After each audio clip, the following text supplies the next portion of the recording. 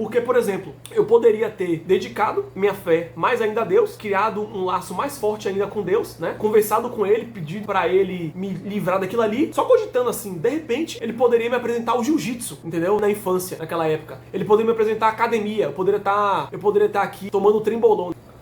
Olá, meus amigos, tudo bem com vocês? Recentemente, eu tenho pensado bastante sobre algumas provações, alguns sofrimentos que eu tenho passado na minha vida, né? Tanto do presente quanto do passado, né? E em momentos de sofrimento, em momentos de provações, é muito comum a gente se questionar o porquê que a gente está passando por tudo aquilo, né? Por que a gente está passando por aqueles eventos trágicos, eventos dolorosos. A pessoa se questiona, nossa, por que eu tô passando por isso? Por que eu passo por isso? O que eu fiz para merecer? O que eu fiz? Eu sou uma pessoa boa? Eu sou uma pessoa correta? Por que isso está acontecendo comigo? A parte mais dolorosa é quando a gente passa por esses eventos, né? Por um longo tempo, por um longo período. Porque assim, você chegar na rua, você tá na rua porra, você passou pela rua Everson Moreira Zóio. Aí você passa lá com o celular, aí chega um cara, te dá um murro na cara e rouba seu celular. Pô, foi um sofrimento, mas foi um sofrimento de curto período, um sofrimento de curto prazo. Agora o sofrimento de longo prazo, cara, esse é o que mais deixa o orifício alargado, sabe? Esse é o que mais dói lá dentro, porque uma coisa é você sofrer um dia, 2 dias, 3 dias, 4 dias, uma semana. Agora, quando a pessoa passa por um sofrimento por anos, aí, se a pessoa ela não se resguardar, ela não tiver um bom senso, uma fé boa, é muito fácil dela se perder. Como eu me perdi por um tempo. Bom, com tudo isso, de uns tempos pra cá, eu tenho me interessado bastante pela passagem, pela história de Jó na Bíblia, né? Então eu comecei a pesquisar. Vi até inclusive vocês que conhecem aí o Felca, né? O Felca falando sobre essa passagem no Achismos do Maurício Meirelles. Aí eu decidi ir atrás dessa passagem e dar uma lidinha aqui, vi uns vídeos. Então eu vou recitar essa passagem aqui pra vocês. Vou fazer uns comentários em cima. Vamos lá. Eu não vou contar a história inteira na Bíblia, porque ela é muito extensa, muito longa. Esse vídeo ia virar um podcast aqui, ia ter 3 horas de vídeo, né? É muito longo, mas eu vou citar as principais partes. Vamos lá. Um dia em que os filhos de Deus se apresentaram diante do Senhor, veio também Satanás, entre eles. O Senhor disse-lhe: "De onde vens tu?" "Andei dando volta pelo mundo", disse Satanás. E passeando por ele, o Senhor disse: "Notastes o meu servo Jó?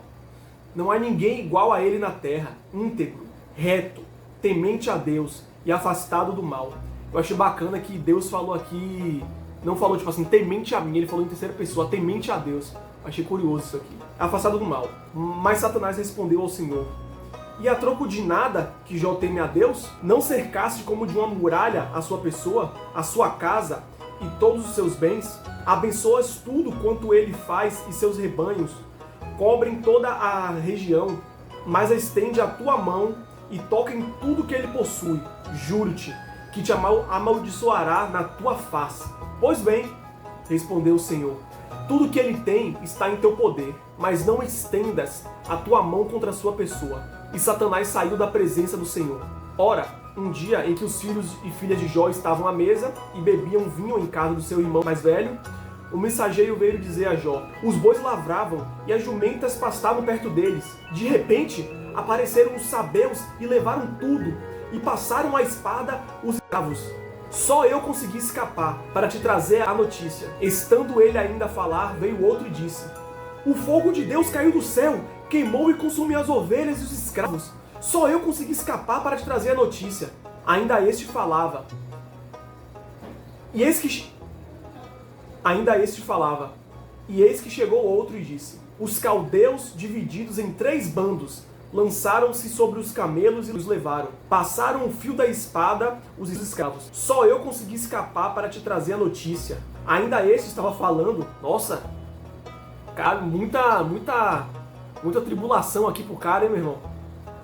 Ainda esse estava falando, e eis que entrou outro e disse: teus filhos e filhas estavam comendo, bebendo vinho em casa do irmão mais velho, quando um furacão se levantou de repente do deserto, abalou os 4 cantos da casa, e esta desabou sobre os jovens. Morreram todos, só eu consegui escapar para te trazer a notícia. Jó então se levantou, rasgou o manto e rapou a cabeça. Depois, caindo prosternado por terra, disse: nu saí do ventre da minha mãe, nu voltarei. O Senhor Deus deu, o Senhor tirou. Bendito seja o nome do Senhor. Em tudo isso, Jó não cometeu pecado algum, nem proferiu contra Deus a blasfêmia alguma. Ou seja, o que é que a gente consegue ver aqui? Tava lá Jó vivendo a vidinha dele, né, normal e tal, uma vida bacana com a família e tal, bem estruturado economicamente. Aí chega Satanás para poder fazer uma espécie de teste, né? Ele não acredita que se Jó sofrer ele não acredita que se Jó passar por muitas tribulações, ele vai continuar sendo temente a Deus. Então, segundo aqui, Deus permitiu que Satanás causasse tribulações, causasse sofrimento na vida de Jó, porque Deus acredita que ele não vai se perder, mas Satanás acredita sim que ele vai se perder. E nós conseguimos ver aqui, né? Em pouquíssimo tempo veio nossa, só eu sobrevivi, aconteceu isso, aconteceu aquilo, morreu todo mundo, caiu fogo do céu, destruiu tudo, os escravos morreram, todo mundo morreu. Escravo era um termo que eles usavam lá para servo, né? Os escravos morreram, acabou tudo aqui, só eu sobrevivi. E você vê notícia ruim atrás de notícia ruim, notícia ruim atrás de notícia ruim. Quantas vezes já aconteceu comigo e com vocês também, né? Eu acredito, de notícias ruins. A gente tá vivendo nossa vida lá de boa e do nada, pá, pancada. Aí você, nossa, do nada. Aí depois, pá, pancada, pá, pancada, pá, pancada. Aí chegou a hora você começa a questionar: o que é isso aqui? O que é isso aqui que tá acontecendo? O que é isso aqui? Por que isso tá acontecendo comigo? Pancada atrás de pancada. Inclusive isso acontece comigo todo ano, bora botar assim, uma, entre aspas, maré de azar, né? Eu tô lá vivendo minha vida normal, do nada, tudo começa a dar errado. Pá, pá, pá, pá, pá, pá. Mas, em momentos como esse, o mais importante é a gente manter a nossa resiliência, a gente manter a nossa fé. Como disse aqui Jó, Deus me deu, Deus tirou. Ou seja, em momentos de tribulações, ele continuou firme, ele continuou forte com a sua fé. Vamos continuar. Ora, um dia em que os filhos de Deus se apresentaram diante do Senhor, Satanás apareceu também no meio deles, na presença do Senhor. O Senhor disse-lhe: de onde vens tu? De novo aquele papinho, né? Andei dando volta pelo mundo, respondeu Satanás, e passeando por ele. O Senhor disse-lhe: notastes o meu servo Jó? Não há ninguém igual a ele na terra, íntegro, reto, temente a Deus e afastado do mal. Persevera sempre em sua integridade. Foi em vão que me incitaste em perdê-lo. Pele por pele, respondeu Satanás. O homem dá tudo o que tem para salvar sua própria vida, mas estende a tua mão, toca-lhe nos ossos, na carne, juro que te renegará em tua face. O Senhor disse a Satanás: pois bem, ele está em teu poder. Poupa-lhe apenas a vida. Satanás retirou-se da presença do Senhor e feriu Jó com a lepra maligna, desde a planta dos pés até o alto da cabeça. E Jó tomou um caco de telha para se coçar, e assentou-se sobre a cinza. Sua mulher disse-lhe: persistes ainda em tua integridade? Amaldiçoa a Deus e morre. Falas, respondeu-lhe ele, como uma insensata. Aceitamos a felicidade da mão de Deus. Não devemos também aceitar a infelicidade? Então tudo isso, Jó não pecou por palavras. Ou seja, mais uma provação, mais momentos de sofrimento. Ele persiste e vem as pessoas para poder abalar a nossa fé. Às vezes a pessoa não tá nem mal intencionada, sabe? Às vezes a pessoa não faz nem de maldade, mas às vezes por ela não ter aquela fé que o outro indivíduo tem, ela vai lá e fala: ah não, amaldiçoa a Deus, às vezes, isso aí não merece acontecer com você. Você está passando por um sofrimento gigantesco, isso aí é um absurdo. Você que é uma pessoa boa, uma pessoa íntegra, passando por tudo isso aí, esquece esse negócio aí, amaldiçoa tudo e se revolta. Esses são os momentos que a gente tem que se manter mais forte, porque além das provações, dos momentos de sofrimento, tem também a influência externa das outras pessoas. E se a gente não se resguardar, a gente pode acabar caindo em tentação. Quantas vezes já não aconteceu com vocês de vocês terem fé em alguma coisa e alguém chegar para te desmotivar, para fazer você perder a esperança, para fazer você perder aquela chama, tentar apagar aquela chama que tem dentro de você? Quantas vezes já não aconteceu? Eu acho que já aconteceu com a maioria das pessoas isso aí. E se a pessoa não se permanecer íntegra, ela não se permanecer forte, ela pode acabar caindo em tentação. 3 amigos de Jó, ele faz de Temã, Bildad de Shua e Sofar de Naama. Eu acho que é assim, né? Perdoe o macaquito aqui. Tendo ouvido todo o mal que lhe tinha sucedido, vieram cada um de sua terra e combinaram ir juntos, exprimir sua simpatia e suas consolações. Tendo de longe levantado os olhos, não reconheceram, e puseram-se então a chorar. Rasgaram os vestidos e lançaram para o céu poeira, que recaía sobre suas cabeças. Ficaram sentados no chão ao lado deles 7 dias e 7 noites, sem que nenhum lhes disse a palavra. Tão grande era a dor em que o viam mergulhado. Então Jó abriu a boca e amaldiçoou o dia do seu nascimento. Jó falou nestes termos: pereça o dia em que nasci, e a noite em que foi dito uma criança masculina foi concebida. Que esse dia se mude em trevas, que Deus lá do alto não se incomode com ele, que a luz não brilhe sobre ele, que trevas e obscuridade se apoderem dele, que nuvens o envolvam, que eclipses o apavorem, que a sombra o domine esse dia, que não seja contado entre os dias do ano, nem seja computado entre os meses, que seja estéril essa noite, que nenhum grito de alegria se faça ouvir nela.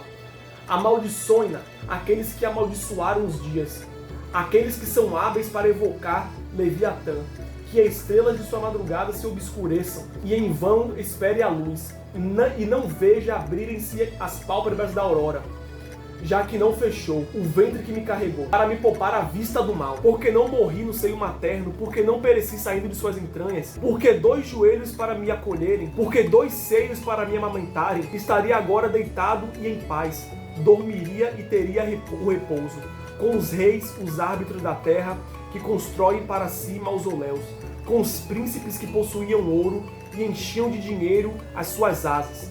Ou então, como o aborto escondido, eu não teria existido, como as crianças que não viram o dia. Ali os maus cessam os seus furores, ali repousam os exaustos de forças. Ali os prisioneiros estão tranquilos, já não mais ouvem a voz do exator. Ali juntos os pequenos e os grandes se encontram. O escravo ali está livre do jugo do Senhor. Porque conceder a luz aos infelizes e a vida àqueles cuja alma está desconsolada, que esperam a morte sem que ela venha, e procuram mais ardentemente do que um tesouro, que são felizes até ficarem transportados de alegria. Quando encontrarem um sepulcro, ao homem cujo caminho é escondido e que Deus cerca de todos os lados, em lugar do pão tenho meus suspiros, e os meus gemidos se espalham como água. Todos os meus temores se realizam. Aquilo que me dá medo vem atingir-me. Não tenho paz, nem descanso, nem repouso, só tenho agitação. Após esses 3 amigos de Jó irem na casa dele, encontrarem ele naquele estado, passa mais um tempo, Jó se observa naquela situação, né? E ele fraqueja um pouco na fé. Ele começa a amaldiçoar o dia em que ele nasceu, começa a amaldiçoar a existência dele, a vida dele, o dia que a mãe amamentou. Ele amaldiçoa tudo. E vai se passando o tempo, Jó, ele percebe o seguinte, ele percebe que apesar dos sofrimentos, apesar das tribulações, das desgraças que aconteceram na vida dele, da família que morreu, da fome que ele passou, dos bens que ele perdeu, da galinha, do camelo, de tudo que ele perdeu, ele percebe que Deus, ele sabe de todas as coisas. Ele percebe que Deus, ele é perfeito, ele é a harmonia entre as coisas, ele é o bem, e que apesar das tribulações, das coisas ruins que nós passamos, em tudo dai graças. A mensagem, no fundo, é essa, é fé e em tudo dai graças. Porque se nós estamos passando por um sofrimento, Deus, ele sabe daquilo. Ele sabe que nós estamos passando por aquilo. E todas as vezes, esse sofrimento tem um propósito. A gente pode não saber, mas esse sofrimento, ele tem um propósito, ele tem um background, sabe? Ele tem uma história por trás. Os árabes, eles têm uma frase que eles dizem lá, né?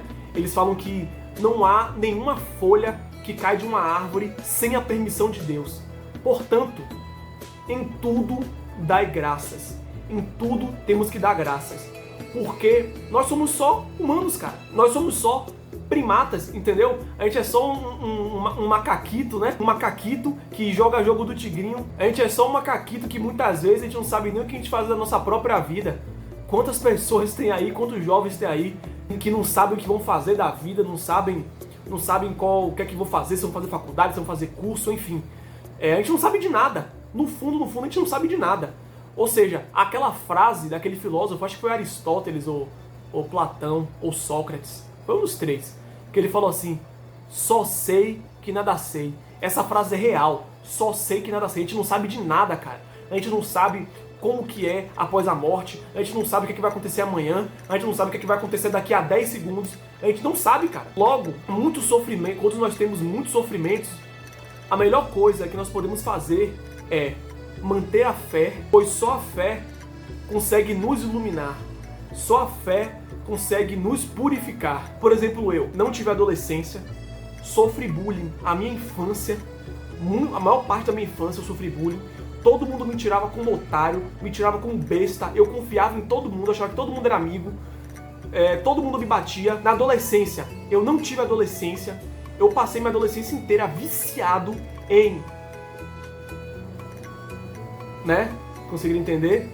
E vendo os vídeos lá daquela moça árabe lá, né? E, entre outras. Eu passei também a minha adolescência viciado em videogame, porque assim, eu tinha uma insegurança dentro de mim e eu não via interesse em me relacionar com as outras pessoas. Então eu me afundei no vício de videogame. Eu fiquei a minha adolescência inteira só jogando GTA e Battlefield no PS4. Conheci pessoas muito boas, aprendi coisas muito importantes ali, mas a verdade é essa, eu não tive adolescência, cara. Na minha adolescência também sofri bullying, né? Na escola, todo mundo me batia, me tirava como besta. Eu tinha medo de revidar. E hoje eu percebo que a melhor coisa, se eu pudesse voltar no passado, né? A melhor coisa que eu poderia ter feito era manter a minha fé, acreditar em Deus, depositar e entregar o meu coração a Deus. Porque eu não fiz isso na minha adolescência e na minha infância. Eu nunca fui ateu, nunca deixei de acreditar em Deus, sempre acreditei. Só que eu tinha um orgulho dentro de mim que eu pensava assim, eu não quero ficar pedindo ajuda a Deus, porque eu vou estar... Eu quero fazer as coisas pelo meu próprio esforço. Porque se ele me ajudar, eu vou me sentir mal. Porque eu não vou estar fazendo aquilo ali com minhas próprias mãos. Eu vou estar assim, Deus, eu tô sofrendo aqui, me ajuda aí. Enquanto tem gente me batendo, sendo que eu poderia revidar. Era o que eu pensava. Só que hoje eu percebo que isso aí era um orgulho que me prejudicou, né? Porque, por exemplo, eu poderia ter dedicado minha fé mais ainda a Deus, criado um laço mais forte ainda com Deus, né? Conversado com Ele, pedido para Ele me livrar daquilo ali, e só cogitando assim, de repente, Ele poderia me apresentar o jiu-jitsu, entendeu? Na infância, naquela época. Ele poderia me apresentar a academia, eu poderia estar aqui tomando trembolona. Não, Deus não ia deixar que eu tomasse trembolona, né? Não ia querer que eu tomasse trembolona. Mas eu poderia estar aqui do tamanho do Fábio Giga. Ou não, né? Eu posso ter exagerado também. Mas enfim, eu poderia estar gigante aqui. E eu só fui descobrir as artes marciais esse ano, com 22 anos de idade. Entendeu? E olha que curiosidade, foi o ano em que eu me entreguei a Deus. Olha só, de repente, né? Se eu não tivesse aquele orgulho, eu poderia já estar, sei lá, faixa marrom de jiu-jitsu, faixa azul, ou não, faixa roxa, né? Eu acho que faixa roxa faz sentido, né? Que eu tinha uns 10 anos na época, né? Não, como isso começou, não, 10 anos nada. Eu poderia ter começado desde pequeno, desde meus 5 anos de idade, né? Porque foi a lembrança que eu tenho assim de gente fazendo bullying comigo. Então bora botar assim que eu criasse um pouco mais de consciência, bora botar os 10, eu socorro Deus, socorro Deus, ele me apresentasse arte marcial, eu podia estar agora faixa roxa, sei lá, de jiu-jitsu, entendeu? E é isso, é isso. A mensagem é essa. Eu não sou perfeito. Minha fé fraqueja às vezes, eu sinto inseguranças, sabe? Mas pelo menos eu sei que o caminho para a salvação é Deus. E que em momentos de sofrimento, o que a gente tem que fazer é permanecer fiel e admitir que a gente não sabe de nada. A gente pode estar passando por um sofrimento, mas de repente aquele sofrimento pode ser por uma coisa boa, né? Que a gente vai passar lá na frente e tal. Ou pode ser alguma coisa, outra coisa também que a gente não entenda, entendeu? Mas, no fundo, o que a gente tem que fazer é depositar a nossa fé em Deus. E é isso. Esse vídeo ficou longo, não sei se vocês vão se interessar, mas foi o que tinha aqui dentro do meu coração e eu quis soltar aí pra vocês. E é isso. Não sei se isso aqui vai virar marca registrada, né? Porque eu acho que a maioria dos vídeos eu terminei com isso aqui, ó. Então, é isso. Depositem sua fé em Deus e não sejam orgulhosos. Amém.